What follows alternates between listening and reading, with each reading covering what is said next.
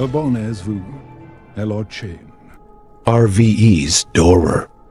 Et laissez unlike, Aïdas la chain, said Evalopper. Le pacte satanique dans la bataille de Mariupol. Je me souviens de la première fois que nous avons entendu le bruit. Ce n'était pas une explosion, ni le sifflement aigu d'un missile passant au-dessus de nos têtes. C'était un bruit différent, sourd, comme s'il était lointain, mais qui pénétrait nos oreilles et ne s'en allait plus. Nous étions encerclés à Mariupol. Les troupes russes avaient envahi la ville depuis des jours, et le siège se resserrait de plus en plus. Chaque jour était un enfer. Les bombes tombaient constamment et nous, les quelques soldats ukrainiens restants, essayons de survivre. Je m'appelle Alexandre et je suis soldat dans les forces armées ukrainiennes. Avant la guerre, j'étais professeur d'histoire. Je n'aurais jamais imaginé que ma vie prendrait un tournant aussi tragique et surréaliste. Mais, d'une manière ou d'une autre, me voilà, essayant de rassembler les morceaux de ce qui s'est passé. J'ai survécu, mais il y a des jours où je ne sais pas si c'était de la chance ou une malédiction. Tout a commencé lorsque les radios ont commencé à faiblir. Au début, nous avons pensé qu'il s'agissait d'une interférence russe, une sorte de brouillage des communications. Ce ne serait pas inhabituel compte tenu du contexte. Mais nous avons vite réalisé que ce n'était pas seulement une interférence. C'était plus qu'une simple statique. Il y avait des voix. D'abord lointaines, comme si elles résonnaient depuis des lieux inaccessibles. C'étaient des chuchotements, mais très clairement des voix de soldats, des camarades que nous savions déjà morts. Le premier à remarquer quelque chose d'anormal fut Victor, un sergent expérimenté. Il a dit avoir entendu son frère parler à la radio. Le problème était que son frère était mort lors de la première semaine de combat. Victor était bouleversé, croyant qu'il était encore vivant, retenu quelque part. Il a commencé à agir de manière erratique, sortant du bunker en plein bombardement, fouillant les décombres comme un homme possédé. Il ne fallut pas longtemps pour que son corps soit retrouvé mutilé. Ce qui restait de lui ne semblait pas être le résultat d'une explosion. Cela ressemblait à autre chose. Quelque chose que nous ne voulions nommer. Après Victor, d'autres ont commencé à entendre des voix familières. Vassil, un jeune recrue, entendit sa mère. Ivan, notre commandant, jurait qu'il entendait les cris de sa femme. C'était le début de la fin pour notre unité. Les hommes commençaient à perdre la raison, croyant qu'ils étaient appelés par des êtres chers, comme s'ils étaient conduits vers leur mort par des forces invisibles. La tension dans l'air était presque palpable. Et puis vint la découverte. Un jour, lorsque le bombardement a donné une brève pause, nous avons trouvé un corps parmi les décombres. C'était un soldat russe, mais quelque chose en lui était différent. Il portait un uniforme ordinaire, mais sa peau était étrangement préservée, comme si le temps ne l'avait pas touché. Ses yeux étaient ouverts, même dans la mort, regardant le vide avec une expression de terreur absolue. À côté du corps, il y avait un objet.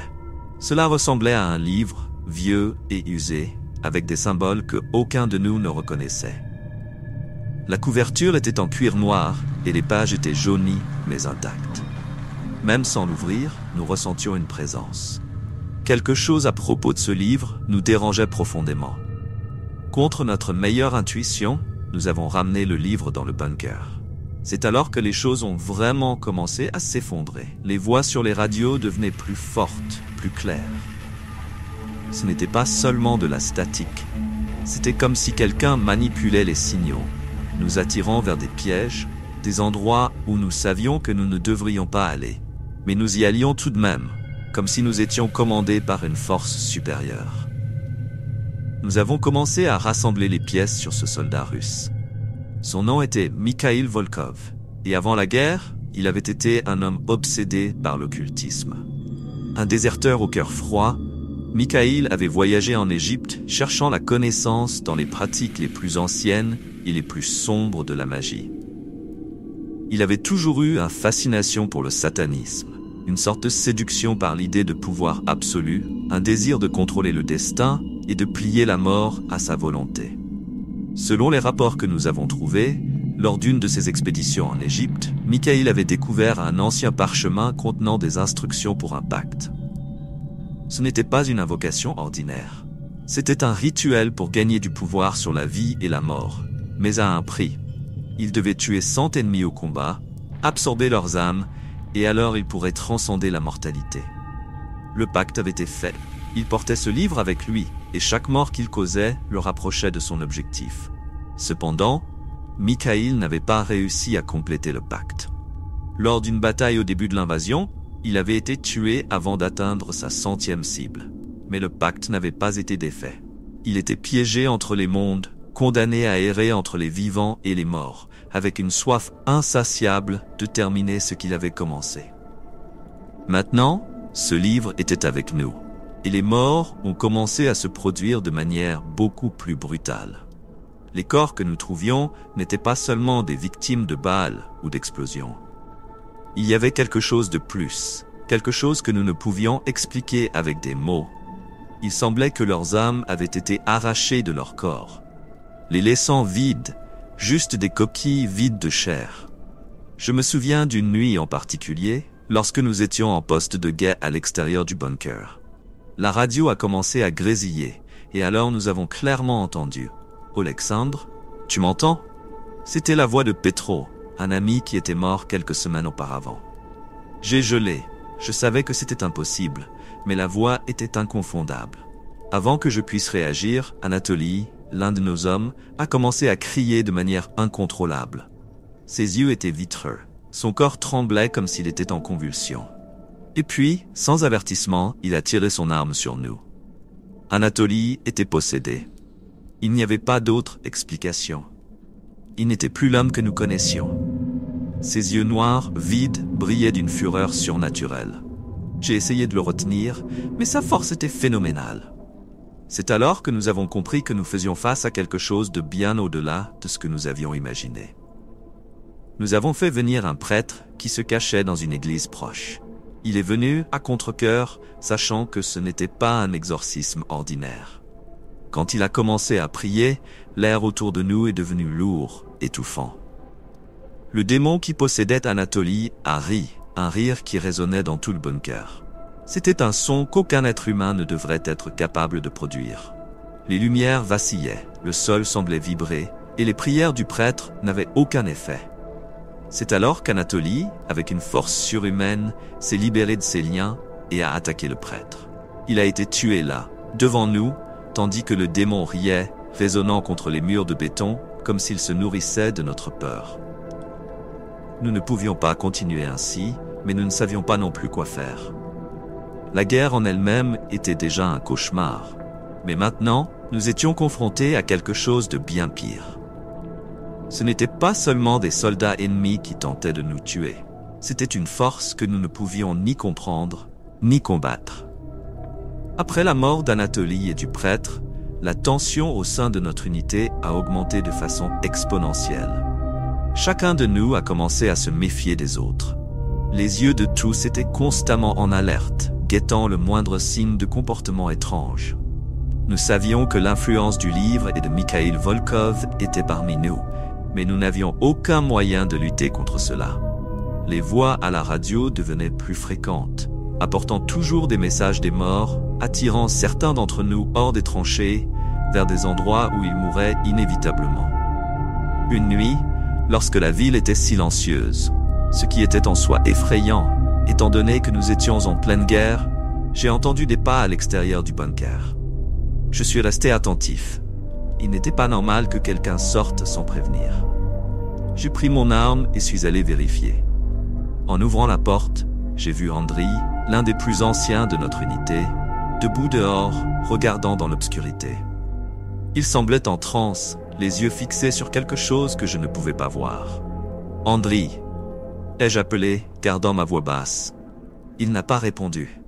Je me suis approché, et en posant la main sur son épaule, il s'est retourné brusquement. Ses yeux étaient vides, comme s'il n'était plus vraiment là. Avant que je ne puisse réagir, il a commencé à murmurer quelque chose dans une langue que je ne connaissais pas. Les mots sortaient de sa bouche comme une prière déformée, puis il s'est effondré au sol, convulsant. Je l'ai traîné de retour dans le bunker avec l'aide d'un autre soldat. Il continuait à marmonner ses mots, et même en essayant de le maintenir, j'ai ressenti une présence autour de nous, quelque chose qui pressait l'air contre nos corps, suffocant, presque palpable. Andriy était possédé, tout comme Anatoly avant lui. Nous devions trouver un moyen d'arrêter cela. Chaque jour qui passait, le nombre de morts augmentait, non seulement à cause des bombardements russes, mais aussi à cause de cette force sombre qui nous consumait. C'est alors que j'ai décidé d'examiner le livre plus en profondeur. Nous savions que le soldat russe, Mikhail Volkov, avait conclu un pacte, mais nous ne connaissions pas tous les détails. S'il utilisait le livre pour manipuler les morts et les vivants, il y avait quelque chose de plus profond derrière ces pages. Je me suis assis seul dans un coin sombre du bunker, à l'écart des autres, et j'ai commencé à feuilleter le livre. Le cuir ancien grinçait entre mes mains, comme s'il était vivant, et chaque page semblait plus perturbante que la précédente. Les symboles étaient indéchiffrables, mais les images étaient horribles. Des êtres démoniaques, des rituels de sacrifice, des scènes de torture. C'était comme si le livre essayait de nous montrer ce qui nous attendait encore. C'est alors que j'ai trouvé l'histoire de Mikhail Volkov, enregistrée dans les dernières pages du livre. Apparemment, le pacte qu'il avait conclu exigeait qu'il tue 100 ennemis au combat et capture leurs âmes. Mais il avait échoué. La mort l'avait interrompu avant qu'il ne puisse accomplir son 100e sacrifice. Cependant, le pacte n'avait pas été rompu. Il était piégé entre le monde des vivants et celui des morts. Son âme en un limbe éternel, incapable de passer à autre chose. Le livre continuait d'être son encre dans ce monde, et il utilisait son influence pour manipuler ceux qui l'entouraient, essayant de compléter sa mission, même après sa mort. J'ai alors compris que Mikhail nous utilisait. Il nous conduisait à la mort, utilisant le livre comme une extension de sa volonté. Les voix à la radio, les possessions, les attaques inexplicables, tout faisait partie de son plan pour atteindre son objectif. Il avait besoin de plus d'âmes, et nous étions ses prochaines victimes. Ce qui rendait la situation encore pire, c'était de découvrir que Mikhail n'agissait pas seul. La magie noire qu'il utilisait, les forces qu'il invoquait, étaient bien au-delà de sa compréhension. Et maintenant lui-même était également manipulé. Les forces qu'il avait réveillées en Égypte étaient anciennes, bien plus puissantes qu'il n'aurait jamais pu l'imaginer. Et elles voulaient maintenant bien plus que simplement achever le pacte. Elles voulaient briser les barrières entre les vivants et les morts, apportant un chaos absolu à la guerre. Le lendemain matin, je trouvais Vadim, l'un des rares soldats qui n'avait pas encore succombé au désespoir, assis dans un coin, tenant son fusil avec des mains tremblantes. « Que faisons-nous maintenant, Sacha ?» me demanda-t-il, en utilisant le diminutif de mon prénom. Je n'avais pas de réponse. Je voulais croire qu'il y avait encore quelque chose à faire, mais la vérité était que nous n'avions plus aucun contrôle sur la situation. Chaque jour, davantage de nos hommes mouraient de manière de plus en plus violente et inexplicable.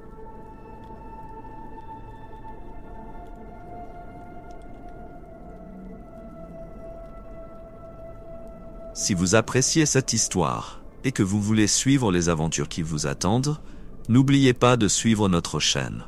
Votre soutien est essentiel pour que nous puissions continuer à créer des récits engageants et passionnants.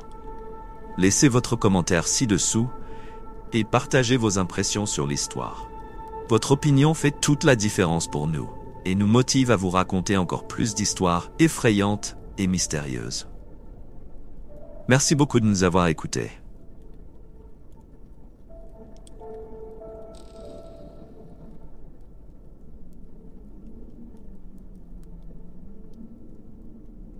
Les bombes russes continuaient de pleuvoir, mais elles étaient désormais le moindre de nos soucis. Nous savions tous que quelque chose approchait, quelque chose d'inévitable. Le temps nous manquait, et nous savions que si nous ne trouvions pas un moyen de briser ce cycle, nous ne serions que d'autres noms sur la liste des morts. Après tout ce que nous avions vu, il était naturel d'essayer d'informer nos supérieurs. Nous n'avions pas beaucoup de temps, et chaque jour qui passait voyait plus de soldats tomber sans explication. Avec l'augmentation des possessions, les bombardements qui s'intensifiaient et les corps de nos compagnons retrouvés mutilés, nous étions au bord du gouffre. La situation semblait incontrôlable, et notre seul espoir était d'obtenir de l'aide, ou du moins de trouver une solution avant d'être complètement anéantis. Nous avons communiqué au commandant de notre unité ce qui se passait. Vassil fut le premier à tenter d'expliquer, demandant une audience urgente avec le capitaine responsable de la coordination des troupes dans le secteur de Mariupol. Moi, Vadim et quelques autres l'accompagnant. Mais quand nous avons rapporté ce que nous affrontions, nous avons été accueillis par un scepticisme absolu. Ils ne crurent pas un mot de ce que nous leur disions. Ce que vous voulez, c'est fuir vos positions. Ça n'arrivera pas. Nous sommes en guerre, et chaque homme est nécessaire en première ligne, déclara froidement le capitaine. Il pensait que nous utilisions ces histoires de radio hantée et de possession pour justifier une retraite ou un abandon. Pour eux, ce n'étaient que des excuses de soldats épuisés, cherchant à déserter ou à échapper à l'avancée russe. La vérité était que nous étions en infériorité sur tous les fronts. L'ennemi avançait rapidement, gagnant du terrain chaque jour, et la ville était sur le point de tomber. Mariupol était encerclée, et chaque soldat ukrainien était crucial pour essayer de contenir cette avancée. Personne n'abandonnera ses positions, et ces histoires que vous racontez ne font qu'attiser la panique, continua le capitaine, ignorant les récits des corps mutilés et des possessions. Nous sommes retournés au bunker avec un moral encore plus bas.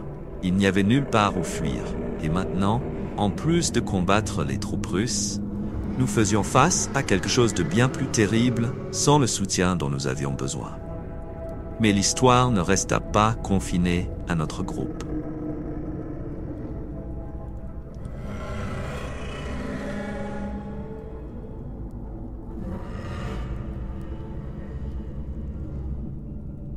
Avec le temps, les rumeurs sur les événements paranormaux commencèrent à se répandre sur d'autres fronts de bataille. D'autres bataillons ukrainiens, qui combattaient plus au nord, entendirent parler de ce qui se passait à Mariupol. Des soldats qui avaient réussi à échapper à la ville colportèrent l'histoire. Et bientôt, l'étrange récit de possession, de morts inexplicables et de radios hantées atteignit même l'armée de volontaires étrangers combattant aux côtés des Ukrainiens. C'est à ce moment que deux frères français, Anton et Lucien Moreau, entendirent parler de l'affaire. Ils combattaient sur un autre front, plus près de Kiev. Contrairement à beaucoup d'autres qui traitaient ces histoires avec scepticisme ou comme de la superstition, Anton et Lucien prêtèrent immédiatement attention. Avant la guerre, les frères Moreau n'étaient pas de simples soldats.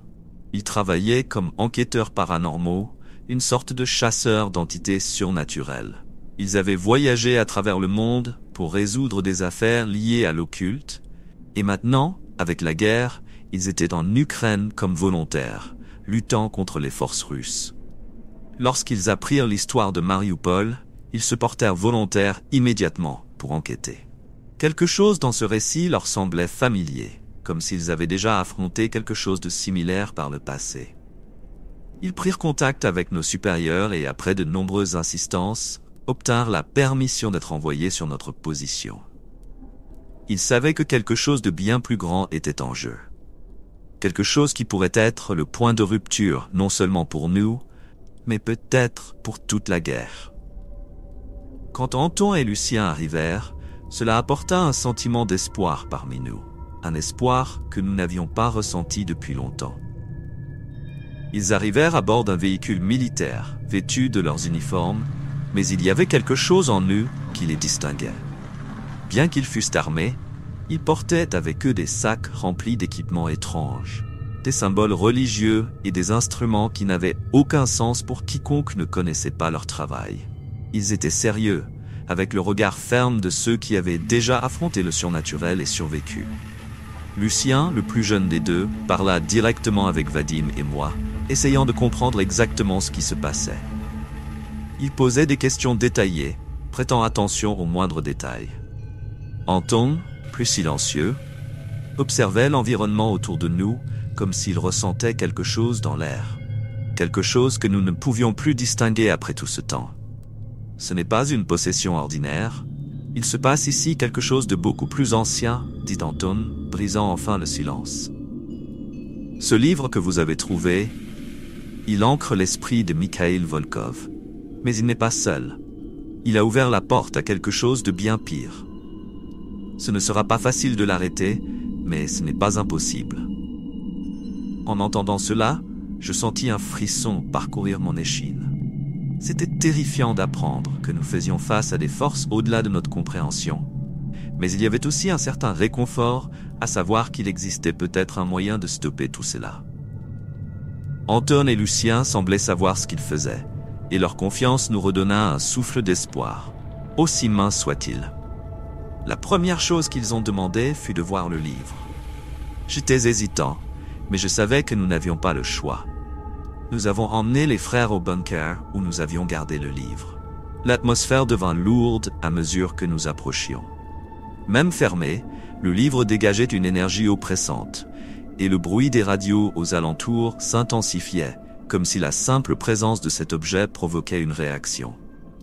Lucien ouvrit l'un de ses sacs et commença à sortir quelques instruments. Il traça un cercle au sol avec de la craie, murmurant des mots en français et en latin. Anton tenait un crucifix, se tenant près du livre, observant chaque mouvement comme s'il s'attendait à ce que quelque chose surgisse des pages. Ce qui s'est passé ensuite n'était que le début de quelque chose de bien plus grand.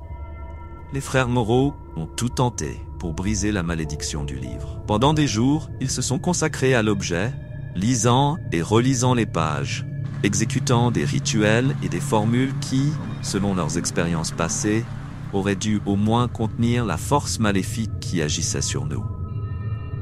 Mais rien ne semblait fonctionner. Chaque tentative de désenchantement échouait, et le poids de l'avancée russe sur les lignes de front commençait à affecter tout le monde. Le son des bombes se rapprochait chaque jour un peu plus, les tirs d'artillerie s'intensifiaient, et notre position était sur le point d'être prise. Anton et Lucien étaient épuisés, mais restaient déterminés. Cependant, un moment vint où ils ne purent plus ignorer la réalité qui les entourait. L'ennemi était trop proche. Nos défenses s'affaiblissaient, et les soldats restants avaient besoin de toute l'aide possible pour empêcher les forces russes de percer définitivement. À contre-cœur, les frères Moreau rangèrent leurs instruments et livres et se joignirent à nous dans les tranchées, combattant côte à côte pour tenter de freiner l'avancée russe. C'était une bataille désespérée, une dernière tentative pour protéger ce qui restait de Mariupol. Quelques jours plus tard, alors que l'intensité des combats diminuait légèrement, ils tournèrent de nouveau leur attention vers le livre. Mais ils savaient qu'ils ne pouvaient pas faire cela seuls. Ils décidèrent de contacter un ancien allié, un Brésilien nommé Raphaël, quelqu'un qu'ils connaissaient de leurs années en tant que chasseur d'entités surnaturelles. Raphaël avait une vaste connaissance des sortilèges et rituels égyptiens, un savoir qui pourrait être crucial pour percer les mystères du livre. Ils entrèrent en contact avec Raphaël via un canal sécurisé et commencèrent à discuter des complexités du texte. Après une longue conversation et une analyse approfondie, ils découvrirent quelque chose qui les alarma encore davantage. Il ne suffisait pas de brûler le corps du soldat russe pour briser le pacte. Une autre personne était impliquée. Une femme, quelqu'un qui était intimement lié à Mikhail Volkov. Sa petite amie. Cette femme, selon ce que Raphaël avait pu interpréter à partir du texte du livre, avait aidé Volkov à réaliser les rituels, jouant un rôle essentiel dans le pacte démoniaque. Son rôle ne s'était pas terminé avec la mort de Mikhail. Elle continuait d'agir dans l'ombre, alimentant l'énergie sombre qui le maintenait prisonnier entre le monde des vivants et des morts. Pour détruire définitivement le pouvoir du livre, il ne suffisait pas de brûler le corps du soldat russe.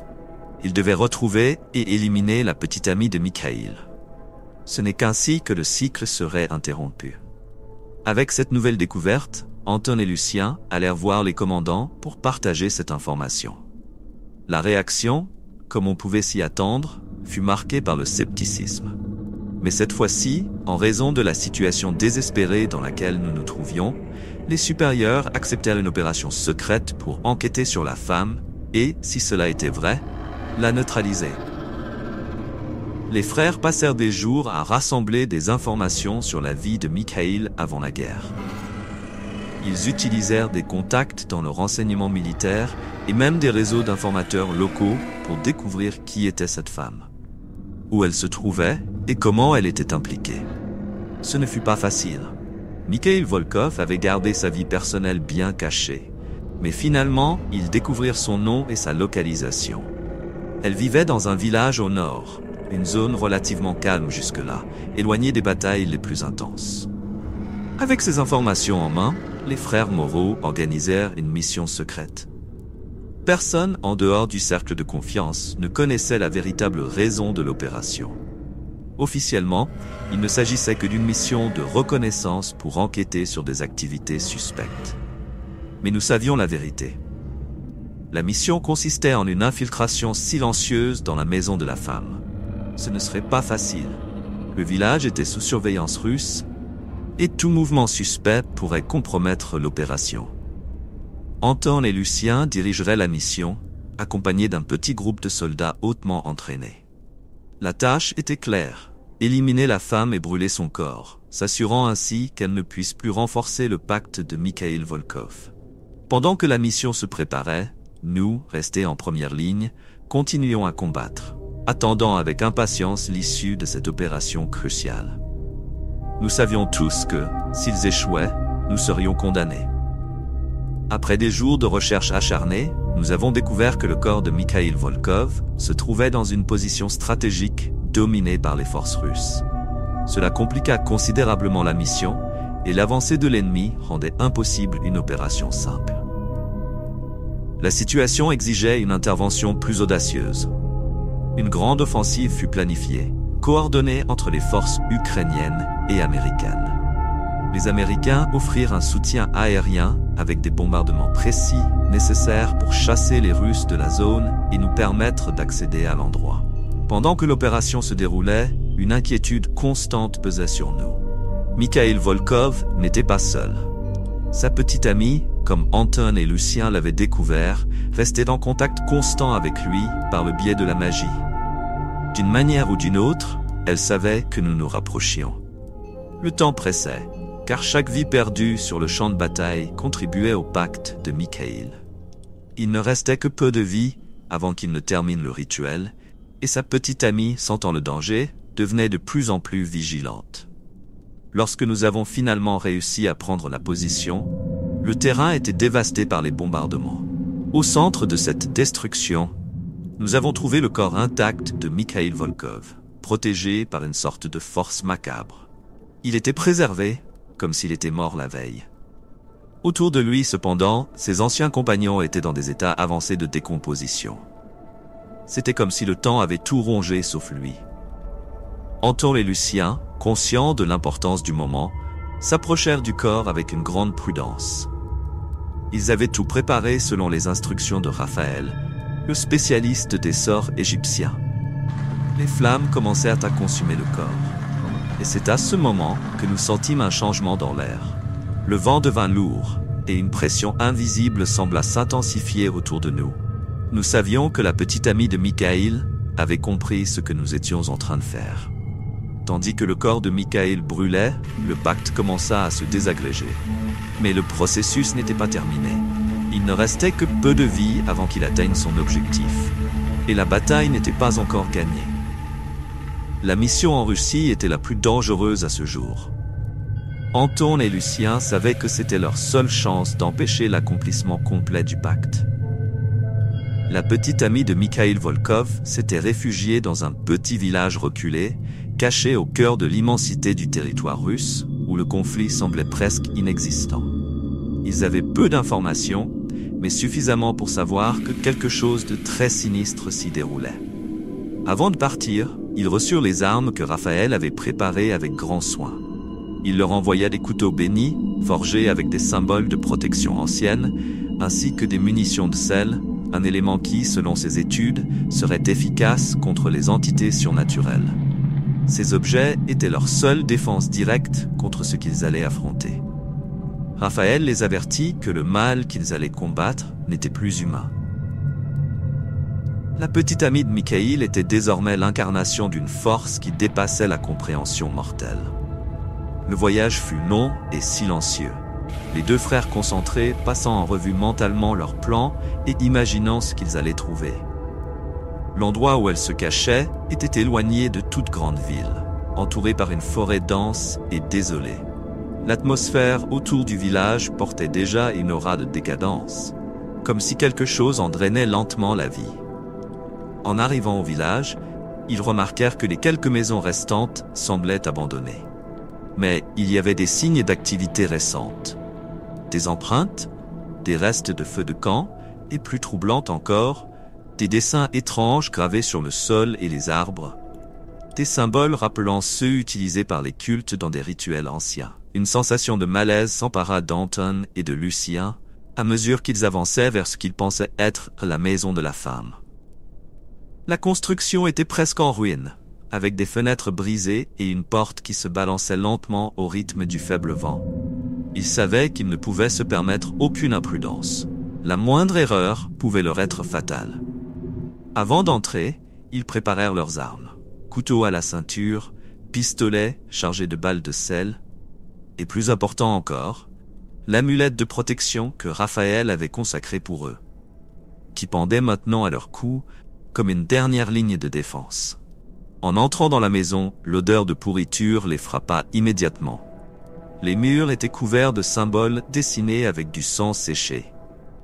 Dans l'une des pièces, des bougies noires fondues étaient éparpillées au sol, formant un cercle autour d'un livre, du même type que celui que Michaïl avait trouvé en Égypte. L'air était lourd, et l'environnement semblait oppressant, comme si quelque chose d'invisible les observait. C'est alors qu'ils la virent. Au fond de la pièce principale, la femme était assise de dos, murmurant des mots dans une langue ancienne. Son corps était courbé devant un feu qui semblait consumer quelque chose caché dans l'ombre. Sa voix résonnait contre les murs de la maison, se mêlant à un son lointain de pleurs et de cris qui ne semblait venir de nulle part en particulier. Lorsqu'elle se retourna, la terreur fut immédiate. Le visage de la femme était un reflet distordu de ce qu'elle avait été. Ses yeux étaient complètement noirs, sans aucune trace d'humanité. Sa peau pâle, presque translucide, lui donnait une apparence fantomatique. Elle regarda les frères avec un sourire froid, comme si elle savait déjà qu'ils viendraient. « Vous êtes en retard », murmura-t-elle, sa voix chargée d'une étrange satisfaction. Anton et Lucien levèrent immédiatement leurs armes, mais ils savaient que cela ne serait pas facile. Elle se leva lentement, et l'environnement autour d'eux commença à vibrer d'une énergie maléfique. Les ombres sur les murs se tordaient comme si elles avaient une vie propre. Le pacte avait été conclu, mais elle devait encore sceller le destin de quelques vies, et il se trouvait directement sur son chemin. Le combat commença. Elle lança un sort, et le sol sous les pieds des frères s'ouvrit avec une fissure soudaine, libérant une énergie qui les repoussa. Lucien fut le premier à tirer, ses balles de sel déchirant l'air avec précision. Lorsqu'elles touchèrent la femme, elle poussa un cri qui sembla percer l'air lui-même, comme si les balles brûlaient sa chair corrompue. Mais elle ne tomba pas. Au lieu de cela, elle se précipita à une vitesse surhumaine, projetant Anton contre le mur d'un simple geste de la main. L'impact fut brutal, mais Anton, grâce à son amulette, parvint à se relever à temps. Lucien accourut vers lui, lui tendant l'une des lames bénies. Le combat au corps à corps fut intense. La femme, désormais complètement transformée en une créature infernale, invoquait des ombres tangibles, attaquant les frères avec des lames de ténèbres. Ils parvinrent à bloquer la plupart des coups, leurs couteaux bénis tranchant la malice qu'elles projetaient, mais ils étaient en désavantage. Chaque coup des ombres affaiblissait leur force. Dans un moment de désespoir, Lucien fut projeté au sol, son couteau s'échappant de sa main. La femme s'approcha lentement, sa main droite émanant une énergie noire qui se dirigeait vers la poitrine de Lucien, prête à lui arracher son âme. Voyant son frère en danger, Anton profita de la distraction et enfonça la lame directement dans sa poitrine. Le cri qui suivit fut assourdissant. La femme se convulsa et pendant un bref instant, son apparence redevint humaine. Ses yeux, autrefois noirs et vides, s'emplirent de douleur et de peur. Elle tomba à genoux, mais malgré tout, un sourire amer se dessina sur ses lèvres. « Vous ne pouvez pas défaire ce qui a déjà été fait », murmura-t-elle, avant que son corps ne commence à se désintégrer en un nuage de cendres sombres. La bataille semblait terminée, mais l'impact psychologique était évident. Anton et Lucien étaient épuisés, couverts de sang et de sueur, à peine capables de croire qu'ils avaient survécu.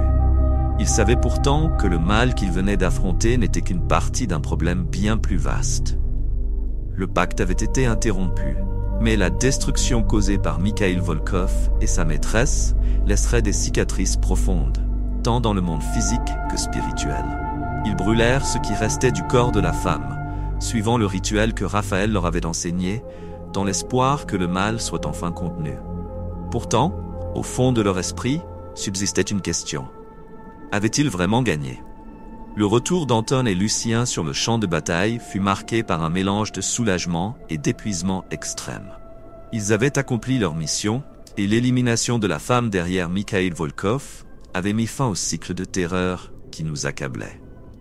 Lorsqu'ils arrivèrent à notre campement, tout le monde attendait des réponses. Personne ne savait vraiment si ce que nous avions entendu à propos de magie et de pacte était réel ou une illusion créée par le stress de la guerre. Les frères étaient visiblement épuisés, portant le poids de ce qu'ils avaient affronté. Anton, le plus réservé des deux, fut le premier à s'adresser aux officiers, expliquant ce qui s'était passé en Russie. Il raconta comment, après un combat brutal, ils avaient réussi à détruire la source du mal. Lucien ajouta des détails sur la manière dont ils avaient utilisé les armes envoyées par Raphaël pour vaincre la femme qui contrôlait le pacte. Il y eut une longue pause après leur récit, comme si tout le monde tentait de digérer ce qu'ils venaient d'entendre. « C'est réglé », dit Lucien, rompant le silence. Mikhail Volkov et sa maîtresse ne peuvent plus continuer leur règne de terreur. Il n'y aura plus de morts inexplicables, plus de présages de terreur dans les radios. Et, aussi étrange que cela puisse paraître, nous sentions tous que c'était vrai. Depuis la disparition des frères pour la Russie, les interférences radio avaient cessé, et les morts soudaines et étranges s'étaient arrêtées. L'obscurité qui nous enveloppait semblait enfin avoir disparu. C'est alors que les nouvelles du front commencèrent à changer.